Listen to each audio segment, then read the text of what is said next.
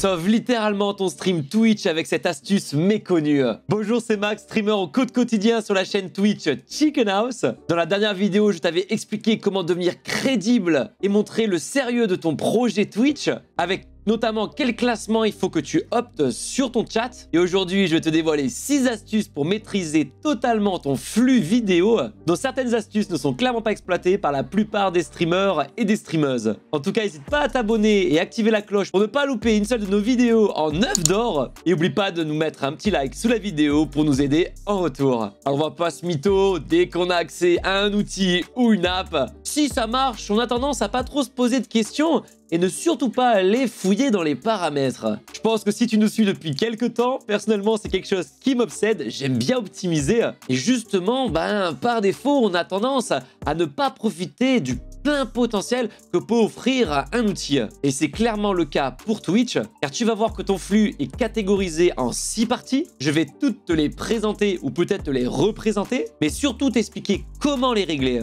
Car c'est très important en tant que streamer, tu te dois de maîtriser l'outil que tu utilises pour avoir le contrôle total et surtout pouvoir sauver ton stream. Mais avant ça, une astuce qui n'est pas dans ces catégories Twitch là, que je te recommande de regarder, car ça peut détruire littéralement tes stats. Ça se passe juste ici. En tout cas, tu vas voir, les 3 premières parties vont aller très vite. Les 3 dernières seront beaucoup plus importantes. Pour savoir où ça se passe, il faut que tu ailles dans ton tableau de bord des créateurs, ensuite paramètres, et là tu as le flux. On va commencer par ce qu'on peut déplumer très vite, donc tout en bas, et ça commence avec les drops. Les drops, ce sont des récompenses que tes viewers peuvent débloquer en venant sur ton stream, et si tu ne l'actives pas, eh bien les personnes ne pourront pas les débloquer et ne seront pas averties avec un pop-up en haut du chat. Si tu veux tout savoir, je t'ai présenté dans cette vidéo comment faire péter ta moyenne de viewers en utilisant des jeux qui ont des drops. Je peux te garantir que j'ai déjà fait des streams en moyenne à x2 voire x3 en termes de moyenne de spectateurs. Deuxième partie, le Stream Squad. C'est une fonctionnalité qui va permettre jusqu'à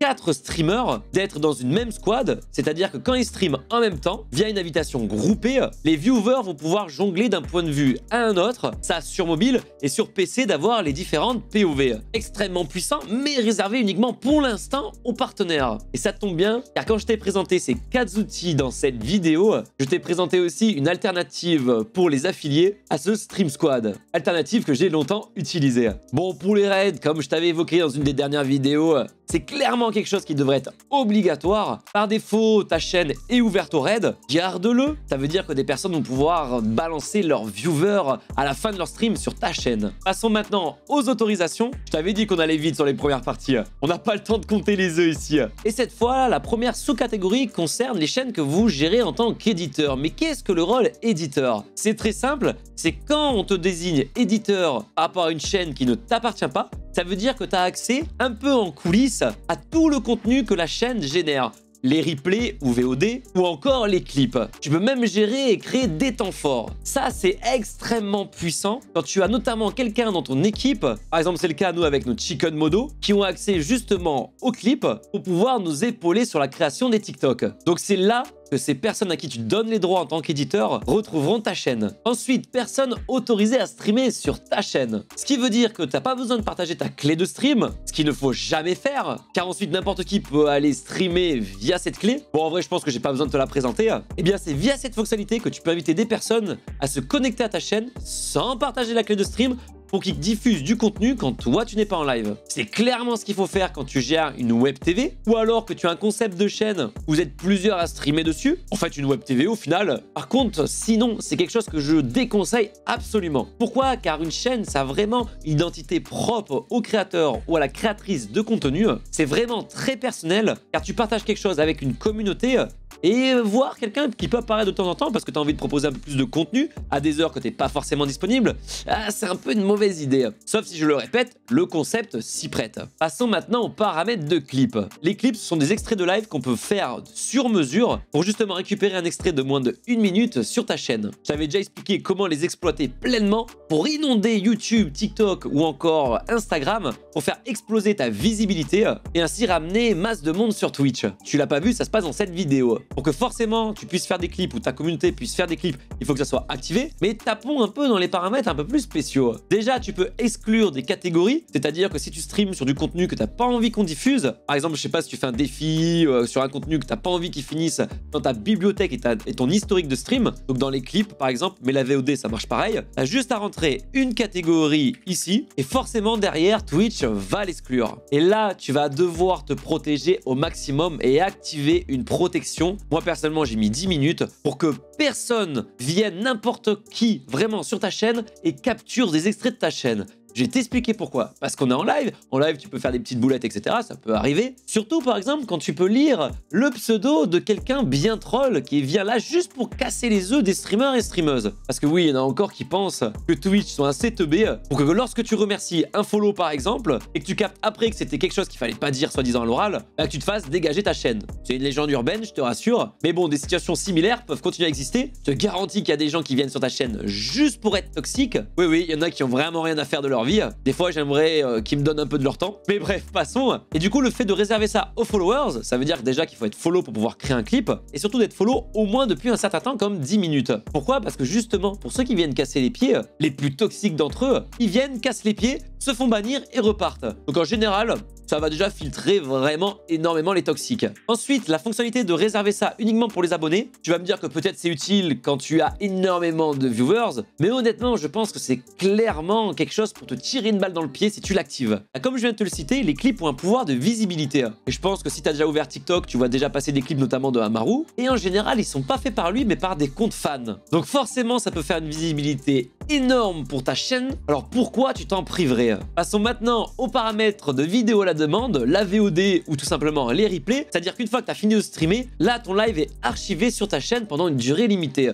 Durée qui est plus importante si t'es Prime ou alors si t'es partenaire. Forcément, il faut le mettre. Généralement, c'est déjà activé par défaut. Là aussi, comme les clips, tu peux exclure du contenu. Il y a des catégories que tu veux pas que ça s'affiche dans l'historique de ta chaîne. Et je fais une parenthèse et je pense que tu l'as déjà vu sur le fait que certains, notamment gros streamers, mettent la VOD pour les abonnés uniquement. C'est-à-dire que quand t'es follow et que tu payes pas un abonnement, et bien derrière, tu te retrouves où t'es bridé et tu peux pas voir le replay d'un live que t'as potentiellement loupé. C'est quelque chose que je déconseille absolument pour la pérennité et le long terme de ta chaîne. Pourquoi? Car derrière, pas tout le monde peut venir sur l'intégralité d'un live, à tous les lives. C'est le but du streaming. Les gens passent quand ils veulent et surtout quand ils peuvent. Et derrière, quelqu'un qui vient à la fin de sa journée, qui a loupé ton live, qui vient revoir ton replay, même si c'est pas forcément directement du live, il pourra pas interagir avec toi. Il apprécie tellement ton contenu qu'il est prêt à tout se remater pour voir un peu ce qui s'est passé. Ce qui veut dire que tu ne l'exclus pas de ta communauté.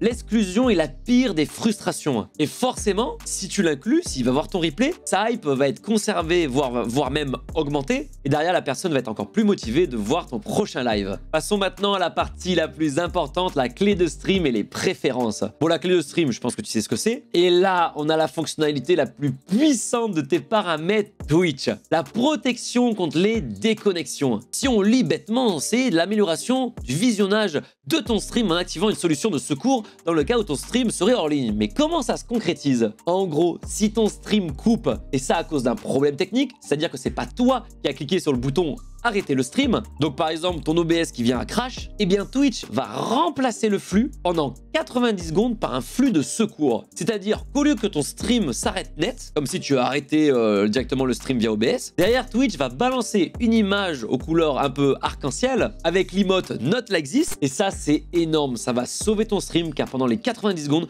tu vas pouvoir par exemple relancer OBS, relancer le flux vidéo et roule ma poule, ton stream c'est comme si c'était jamais coupé et tu peux continuer ton live. Car je pense qu'il n'y a pas pire qu'un stream qui se coupe, car déjà ça va scinder ton replay et en plus de ça, tes viewers se barrent, ce qui est normal. Pour le contenu pour adultes, je ne l'ai pas activé, pourtant je présente des fois des jeux Peggy 16 ou Peggy 18 et des fois on a des sujets un peu profonds qu'on discute en live et même si Twitch dit que le non-respect de cette règle aura pour conséquence la suppression immédiate et irrévocable de ton compte, en vrai c'est conseillé à ajouter si tu viens fumer par exemple en stream ou si tu parles de sujets vraiment sensibles. Moi personnellement c'est quelque chose que je veux pas sur la chaîne, même si on est ouvert à tout il y a quand même certaines limites, ou à activer si par exemple tu fais des jeux vraiment extrêmement sensibles. Mais en vrai, c'est ta règle de base, c'est comme nous la bienveillance, tu n'as pas de souci à te faire. Surtout que derrière, quand tu actives cette fonctionnalité, les personnes qui vont débarquer sur ton live vont devoir cocher que c'est un contenu sensible et qui sont prêts et acceptent le fait de le regarder. Et oublie pas, en communication, dès que tu rajoutes des étapes dans un entonnoir, forcément à chaque étape, tu perds des utilisateurs. Personne à 100% réalise toujours 100% des étapes. Ça serait dommage de perdre bêtement des utilisateurs à cause de ça. Passons à la latence faible. Et avant ça, je vais te casser sûrement un préjugé. Le live n'existe pas. L'instantanéité dans le direct n'existe pas. Pourquoi ? Parce qu'entre le moment où un flux est capturé, envoyé, puis ensuite réceptionné, il y a quand même du temps qui est écoulé, même si c'est extrêmement rapide. Et ça, même à la télévision. Sur Twitch, il y a à peu près 10 secondes de décalage entre le moment où tu envoies le flux et la personne qui le réceptionne sur un navigateur internet. Et concernant les applications mobiles, c'est entre 20 et 30 secondes de retard. Et ça, c'est un peu dur à dire toi t'attends, parce qu'il y a tellement de paramètres qui rentrent en compte. C'est énorme. Donc du coup, la latence faible, elle va te permettre justement d'avoir ces paramètres-là que je viens de te citer. Donc au final, c'est loin d'être instantané. D'où la précision de Twitch de mettre le mot quasi instantané. Donc forcément, si tu veux renforcer sur ton live le sentiment de proximité, de réactivité, tu es obligé de l'avoir. Par contre, tu as la latence normale. Ça veut dire que si tu l'actives, Twitch va rajouter du délai. Donc encore plus de latence entre le flux que tu envoies et quand tes viewers vont regarder. À ne surtout pas mettre quand tu fais des streams en squad par exemple, ce que je t'ai dit en début de vidéo. Par contre, extrêmement pratique si tu joues en multijoueur et que tu n'as pas envie qu'on te stream hack. C'est-à-dire quand des viewers à toi vont lancer la game en même temps que toi pour tomber dans ta partie et venir te défoncer. Donc si tu veux être serein, tu peux l'utiliser ponctuellement. Et cette deuxième astuce peut aussi sauver ton stream, c'est-à-dire que si tu l'as activé et que tu peux prendre des strikes dans la VOD, passage si tu veux dans tes vidéos utiliser des musiques copyright, ça se passe juste là. Et justement, si t'as pas fait mon astuce, les strikes te pendent au bout du bec. Et bien avec ça de cocher, Twitch va analyser dans les 24 heures ta VOD, t'avertir s'il y a quelque chose de suspect, déréférencer la vidéo, c'est-à-dire que personne ne peut y accéder. Toi, tu la vois quand même en coulisses. Donc à toi de gérer si tu veux prendre le risque de la publier et potentiellement te prendre un strike après, ou alors la laisser privée et du coup tu es intouchable par rapport à un strike. Bon stream à toi, n'hésite pas à nous faire un petit coucou dans notre poulailler Chicken House, tu es le bienvenu et à la semaine prochaine, dimanche 10 h pour une nouvelle astuce en œuf d'or.